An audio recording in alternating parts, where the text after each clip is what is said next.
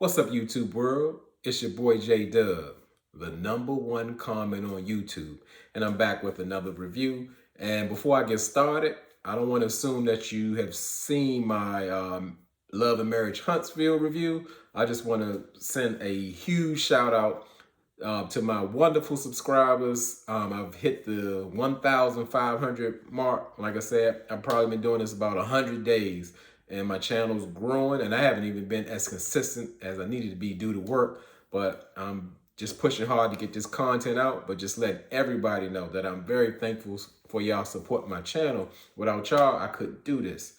And again, as I say, on this channel, we say what we say.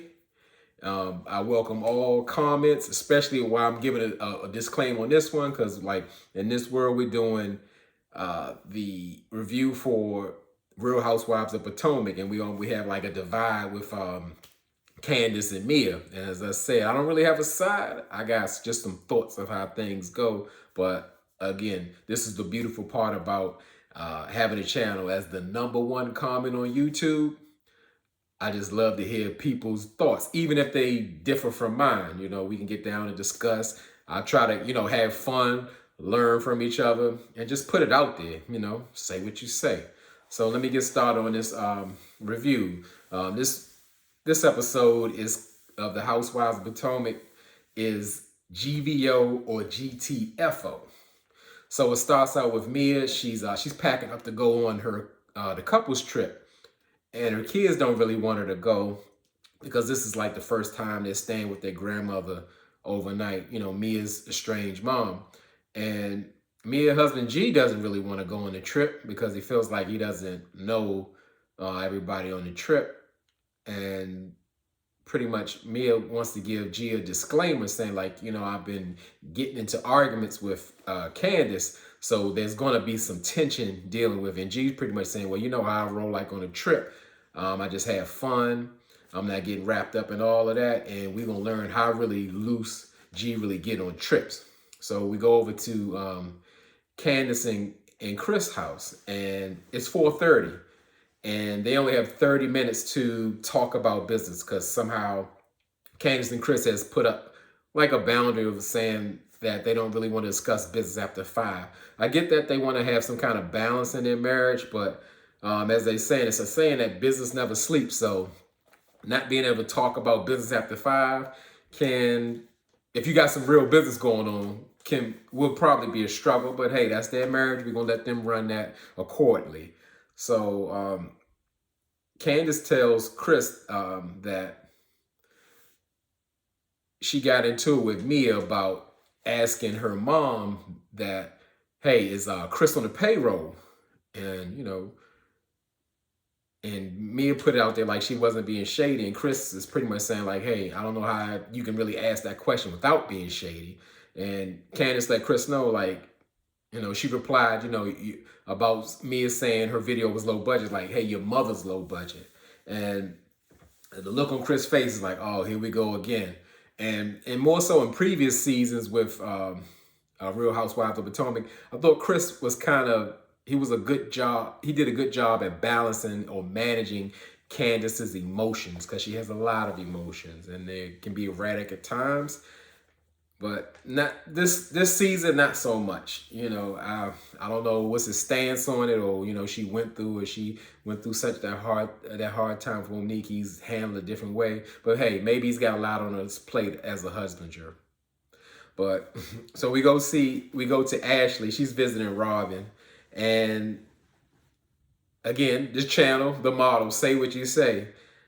I was getting tired of Baby Dean last year because I think it throws off the dynamic.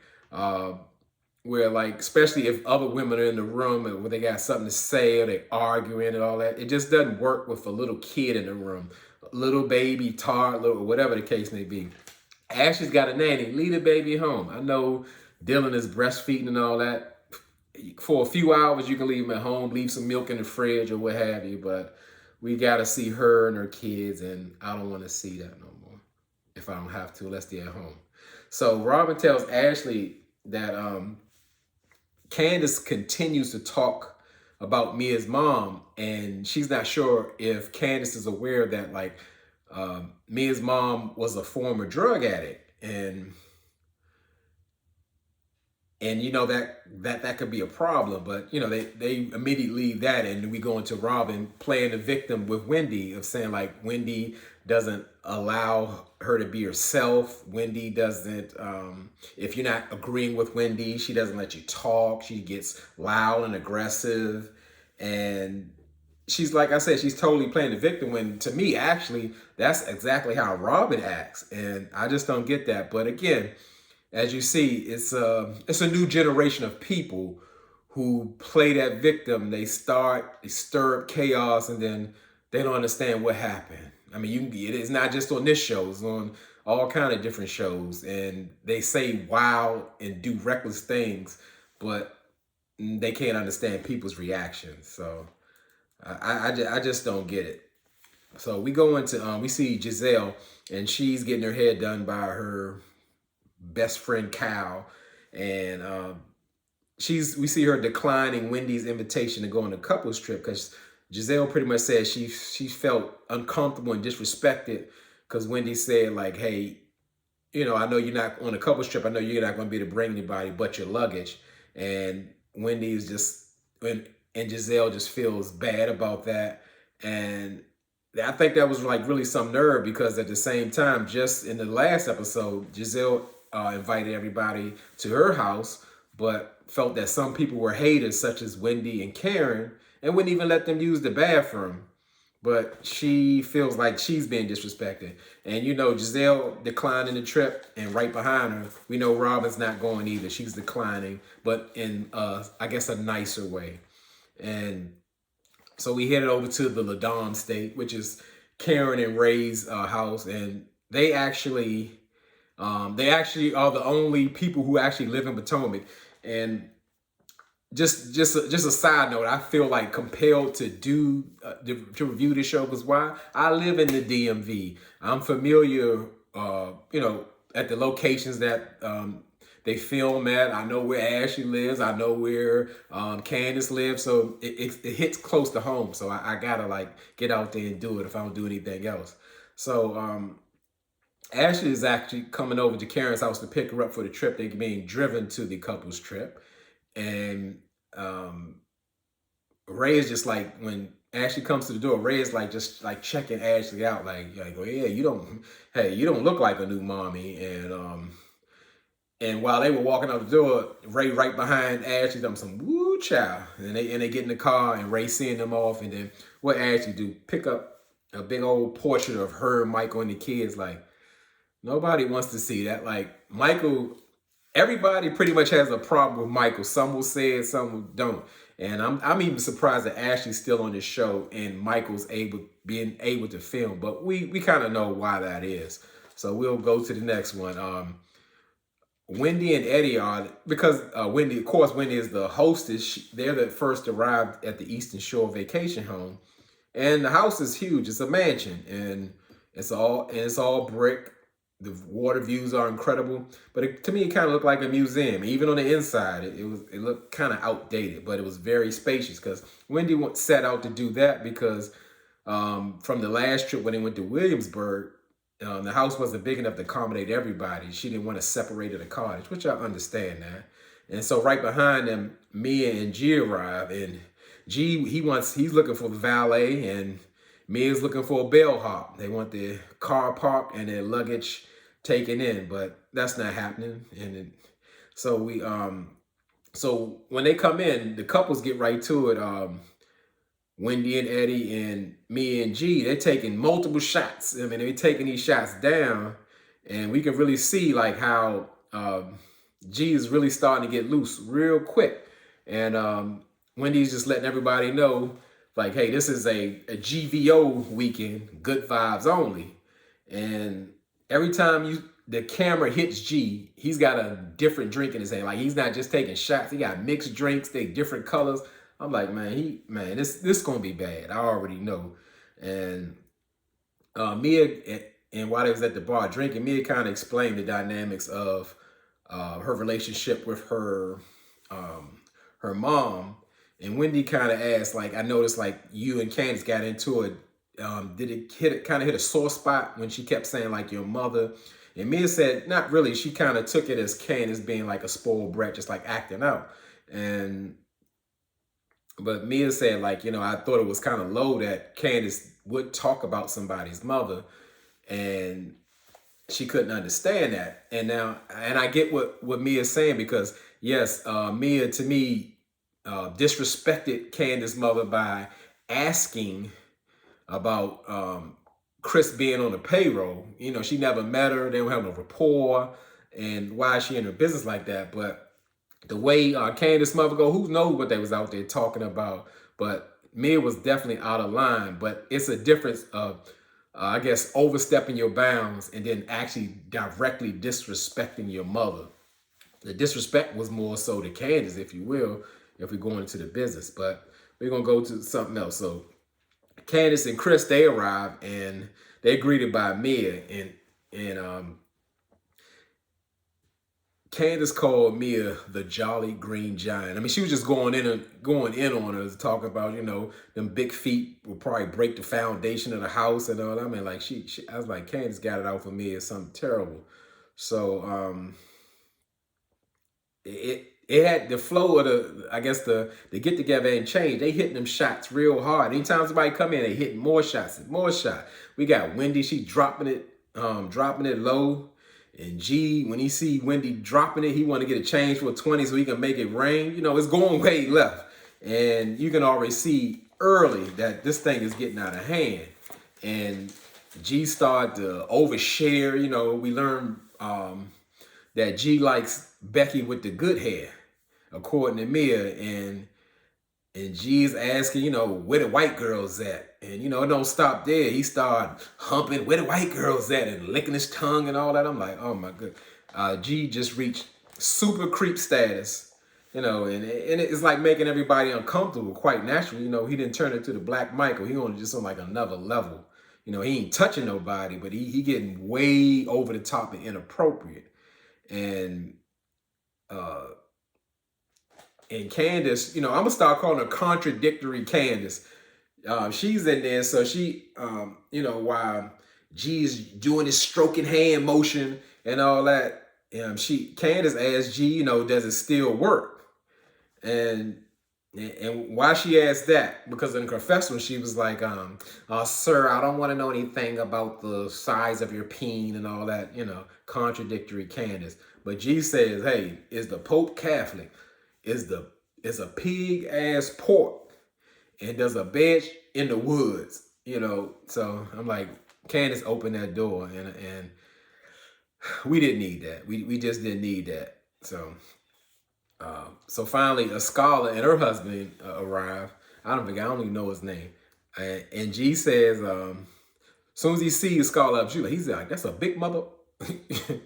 G is off the hook. And then, so everybody just looking like G needs some water or something. He outside, he looking at nature. And then he just randomly get on his phone and put on speaker, come back in the house and let everybody hear that, and letting everybody know that he's gifting Mia a brand new G-Wagon for her to build for the 8th anniversary. And, of course, that makes Mia excited.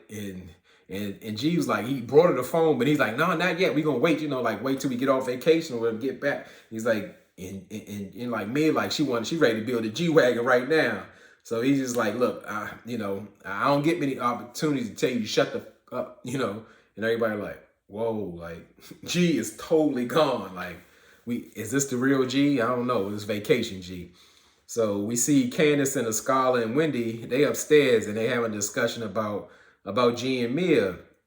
And they thinking like the way that G is talking to Candice, way G is talking to Mia is like really off. And, Candice won't have, she won't miss opportunity to go in because like she pretty much, hey, G found me in the strip club and, and Mia found a high roller. So Mia actually comes upstairs and wants to know what everybody talking about. And, they pretty much let her know we talking about you. And Mia just kind of wants to like hash things out of what happened at the video shoot. And Wendy just mentioned like, well, Mia has a fractured relationship like with her mother. So she wanted to kind of understand like what Candice keeps saying your mother, like that could be like problematic. And we know why she said it, because Candice just flat out told me like, hey, you asking my mother about is my husband on the payroll, that's bothersome. And then just from there on out, just all hell broke loose. Um, Candice just got into it. She was just like, well, look, you don't come to my place of business, question my mother about, who's paying the bills, and mentioned that my video shoot was low budget. And Mia didn't make it no better, Thomas. And well, you should have took it as constructive criticism. And then like from there on, Candice was gone. And in that moment, I was thinking maybe that could have been turned around. Mia could have probably like apologized or took responsibility for that. It's like, hey, maybe I overstepped your bounds with your mother. I shouldn't have did that or got into your business or something. But once she doubled down on that, take your low budget video as constructive criticism, that was the end of it. So it was on after that. But I still think Candice just kind of take it too far, and she know about her mother's. So she keeps saying, your mother, your mother, your mother, your mother's low budget, your mother's this, it's too much. It's too much. So, that's just like talking about somebody's kids or something like that. But they say, when you make somebody mad, you can't never tell them how angry to be. But there is a such thing as like, boundaries and restraint. But, even so in the arc while they arguing, even a scholar jumped in, because a scholar really has a problem with Mia always bringing up like, like she's a CEO and she's this and that, and she gets tired of that. But Wendy kind of jumped in and came to Mia's defense, because she said she knows how it is when two women are jumping on you, and you have to defend yourself. So in order to escape all that chaos, Mia took a phone call, but she didn't leave out no shade. Where she like, well, these, I'm talking to my beautiful, rich friends, and, these broke bees, they just don't get me. And of course, in that argument, a scholar and Candice took that to the heart. So, Candice called them all types of hoes and night walkers and night crawlers, and don't forget your money at the door and all that. And it ain't, so Mia went downstairs, and we still waiting on Karen and Ashley. So they get there, and when Mia's already downstairs, she see that Karen is coming, and she's like excited, because she's like, hey, I got somebody like will be on my side, or my people, or people for me. And so pretty much everybody who was planned to be there is there. So hostess Wendy, she passed out gift baskets with black-owned products and business, black-owned products, black-owned business products as gifts. And she even included her new candle. And every time they say like, or refer to a candle, they always go to Karen, or vice versa, Karen to Wendy, because they got like a little candle wars. And in Karen's confession, she threw a little shade in there. She was like, well, that's nice, Wendy's candles out. Maybe she can be side by side with me and Bloomingdale's, knowing that Wendy's candle isn't on that level. While after Wendy has passed out, all the gift baskets, she's making room assignments. And she pretty much, while she making assignment, it's like chaos going on. Me and Candice, they continue the argument, because Candice overhears them talking about her, about what happens. And Candice just put it out on the table. She said, like, bottom line, controversial, contradictory Candice, Mia needs to go to therapy. Like, you could use some yourself, Candice. Like, we all could, but really, they both have some deep mommy issues. It's just a different kind of way. And Candice did make a good point. She was more so like saying Mia has like a classism mindset of like, if you're not on her level, you're beneath her. Everybody doesn't have businesses, but I mean the businesses that G created, that she manages, but everybody's beneath her. And I think that's like a self-esteem thing, especially where she came from. And Candice just happened, I guess, while she talking in the argument, throw like a piece of lettuce across the counter towards Mia. And then the argument just got ugly and ugly. And it was just way out of control. And then like Mia turning her back, dancing. And then before she leaves, she takes a pile of lettuce and throws the whole salad at Candice. And then, I mean, it just got loose after that. I mean, they were going. I mean, it was so loud. The men were outside and they could hear the women screaming and hollering. And as I said, with that mouth, I don't see like where Candice has learned from her mistakes, like with Monique. You know, before she was in therapy, she got PTSD, but like the way she's speaking on a normal sense, those are like fighting modes. There's no bringing it down. You know, when you get to throwing stuff, hands in the face, they putting their hands in the face. Candice just going and telling me Mia need to learn how to finish it and all that. Like, finish what? Finish the argument. How far are we trying to take this? Like I said, it doesn't look like an injured or wounded woman who's been in a physical altercation before. And as I said, I mean, I'm glad to see that they actually didn't physically fight, because we know what would be next. Candice would be trying to sue Mia for, for G's millions. It's just too much. I get it that they're on a talk show. I said talk show. They're on a reality show, and the drama's supposed to be there. But there are some lines like where you're supposed to be able to stop yourself, and you can still get that good drama or going back and forth. But like Candice gets real low on the belt, and she talks like really crazy. And like I said, wherever she at, like for the people who know from where I'm from, where they're at, where I'm from, at any age, you talk to a woman of any age, most of them are going to react in such a way, especially the women around here. And that's not saying a negative thing. It's just like in this area, this is a very unique area, the DMV.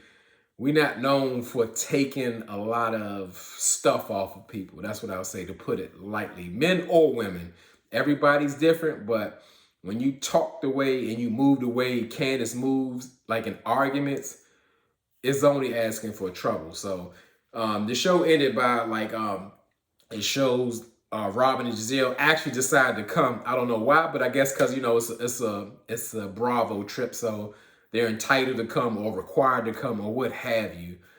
But I wish they would have stayed home too. So we're gonna see how this turns out. And as I said, because I'm the #1 YouTube commenter, I love to hear what y'all got to say, even if y'all don't agree with me. I'm not like Robin says Wendy is. I want to hear what you got to say, your opinions, your thoughts, your perspectives. Let's have some fun. Let's not start throwing salad at each other, and let's just share and get out in them comments.